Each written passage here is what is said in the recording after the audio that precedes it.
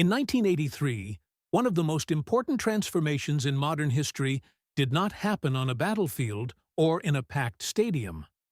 There was no official announcement, no wall-to-wall coverage, no images that traveled around the world. It happened quietly, inside computer networks connecting universities, research centers, and military systems, networks that very few people outside that world could see or understand. While the planet faced one of its most dangerous moments since World War II, the future was taking shape in cables, protocols, and languages that would take years to become part of everyday life. January 1st of 1983 marked a technical but decisive date. ARPANET, the network that had started as a U.S. military project back in the 1960s, officially adopted the TCP/IP protocol. To understand what that means, think of communication between machines like a postal system. Until then, each network spoke its own language, and messages could not easily travel from one to another. TCP/IP was the shared language that allowed different networks to understand each other, letting data travel in packets and reach its destination no matter which path it took. It was not yet the Internet as we know it today, but it was the foundation on which the Internet would be built. The problem was that this new world took a long time to become visible. In 1983, most people knew nothing about computer networks or communication protocols. Personal computers were gradually making their way into homes, but the Internet was still an academic and military project.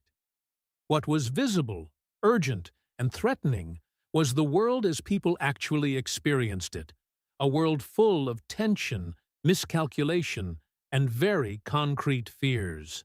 The Cold War arrived in 1983, at one of its hottest points since the Cuban Missile Crisis of 1962. Ronald Reagan had called the Soviet Union the evil empire in a speech that March and the space-based defense program he proposed that same year, nicknamed Star Wars, suggested the possibility of developing systems capable of intercepting nuclear missiles from orbit. Moscow read it as an escalation. Distrust between the two superpowers ran deep, and direct lines of communication were thin. Then came September 1st. A Korean Air Boeing 747, Flight 007, had departed New York, bound for Seoul. Due to a navigation error, the plane drifted off the international corridor and spent several hours flying over Soviet territory. Soviet fighter jets intercepted it. The Soviets believed it was a spy plane. Communications between the fighter pilots and their ground controllers were misread. Just after 2 in the morning local time, a missile brought the plane down over the Sea of Japan. All 269 people on board were killed. Reagan condemned the attack as a crime against humanity. The Soviets insisted they had acted correctly. The world watched in horror as a navigation error and a chain of miscalculations ended in mass death. Weeks later came something even more unsettling, though it would not be widely known for many years. In November, NATO conducted a military exercise called Able Archer 83, which simulated a full nuclear escalation. Soviet intelligence, already on maximum alert after the Flight 007 incident, interpreted the drill as a possible real covert operation. There were moments when some Soviet officials genuinely believed an attack was imminent. Only years later did the world learn how close that simulation came to triggering an actual response. A British double agent working inside Soviet intelligence alerted the West to the level of alarm on the other side. The world had stood at the edge of the abyss without knowing it. The Middle East was adding its own layer of violence. In April, a suicide bombing destroyed the U.S. Embassy in Beirut. More than 60 people were killed. In October, 2 truck bombs exploded simultaneously at the barracks of multinational forces in the Lebanese capital, one targeting the U.S. Marines, the other the French paratroopers.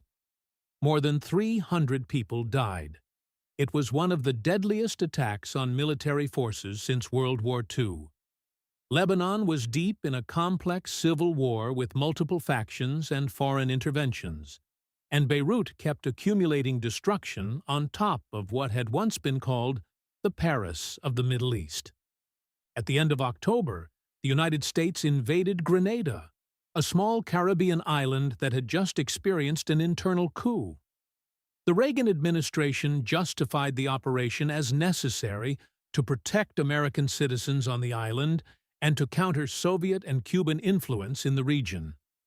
The operation lasted only a few days and was a military success for Washington, though it drew international criticism, even from allies like the United Kingdom. It was one more reflection of how Cold War logic shaped geopolitical decisions across the globe.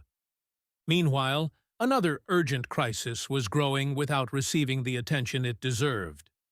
AIDS had been identified as a syndrome for a few years, but 1983 brought important medical advances. In France, the team at the Pasteur Institute led by Luc Montagnier isolated what would eventually be identified as HIV. In the United States, Robert Gallo's team was making parallel progress. The debate over who deserved credit for the discovery would drag on for years, but what mattered in the moment was that science was closing in on the agent behind an epidemic that had already killed thousands. The medical community was facing a new and deadly disease that the government was far too slow to prioritize, one that carried a stigma that cost countless lives. In June of that year, Sally Ride became the first American woman to travel to space, aboard the Space Shuttle Challenger. She was 32 years old and a physicist. Her flight was celebrated as a milestone, though Ride herself was never entirely comfortable with the symbolic role people assigned to her. She preferred to talk about science. Even so, her presence in space sent a message that a lot of people needed to hear. On screens, 1983 was the year of Return of the Jedi, the third film in the original Star Wars saga. Theaters around the world filled up to see the conclusion of Luke Skywalker and Darth Vader's story. Star Wars had become far more than a film franchise. It was a global cultural phenomenon, a shared set of images and references that crossed borders and languages. Pop culture in the 1980s was learning to be truly international. Video games were also making significant strides. Mario Brothers arrived in arcades and then in homes, introducing a character who would eventually become one of the most recognizable in the history of entertainment. The video game industry was going through a strange moment.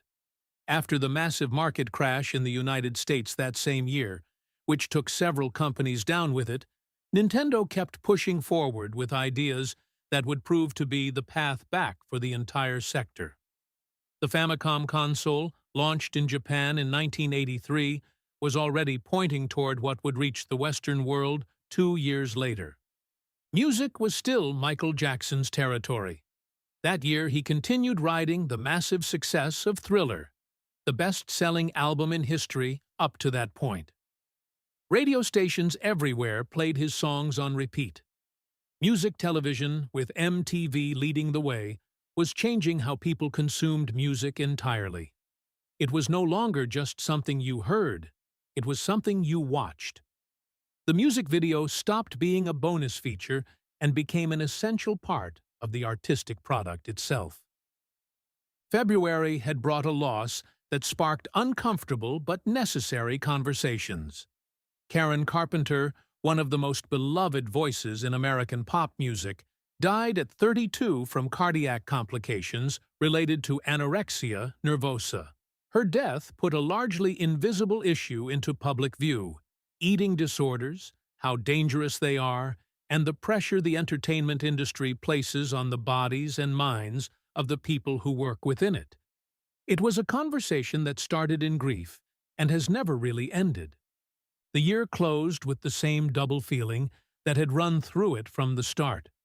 On one side, a world still caught in its own tensions, nuclear threat as a permanent backdrop, conflicts without resolution, epidemics that those in power refuse to see, violence repeating itself across different corners of the planet.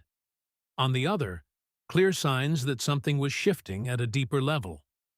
Networks beginning to move information in ways never seen before, science advancing even when politics tried to look away, culture crossing borders with new speed, women reaching space, and fictional characters becoming shared reference points for millions of people across dozens of languages.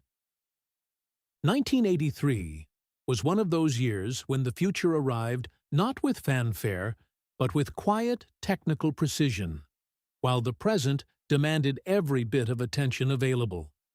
The networks that adopted a common language that year would take more than a decade to become something people could use from their own homes. But the foundation was in place. And while the news was full of missiles, bombings, and diplomatic tensions, somewhere in a university server, data was already moving from one network to another without asking anyone's permission.